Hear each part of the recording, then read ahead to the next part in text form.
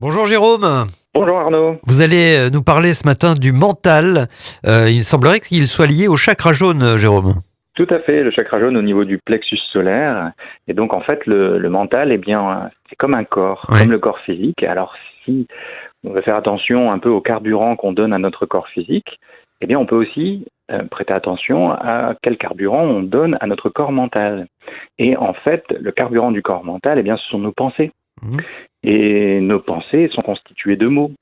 Et donc il est intéressant d'être vigilant par rapport aux mots que nous utilisons pour penser. Parce que, en fait, les pensées vont avoir un effet. Mhm. Hein.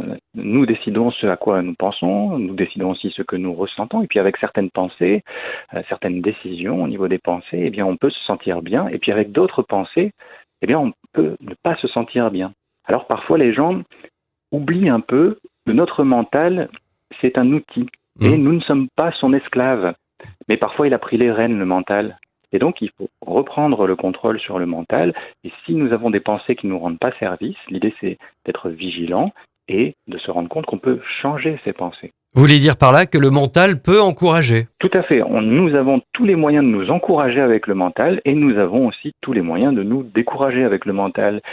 Donc, l'idée, c'est d'avoir des pensées qui nous rendent service par rapport au futur, par exemple, hein, ou par rapport à une situation, pour justement créer, comme tu viens de le dire, un système d'encouragement mental. Et le mental, est-ce que ça se travaille justement? Exactement. Le mental, ça se travaille comme un muscle en fait. Mhm. Et la première étape, c'est de prendre conscience de nos pensées et d'identifier les pensées qui ne nous rendent pas service pour les changer.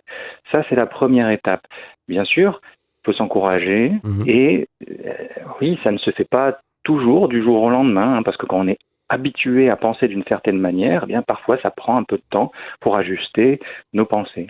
Merci pour ces précieux conseils. Ça va nous aider, je pense, quand on a des pensées négatives, à avoir des pensées positives, Jérôme. Jérôme Gaden, ce matin sur Delta FM. On vous retrouve sur votre chaîne YouTube, Jérôme Gaden, Gadeyne. Bonne semaine, Jérôme, à bientôt. Merci, bonne semaine à toi et à vous tous.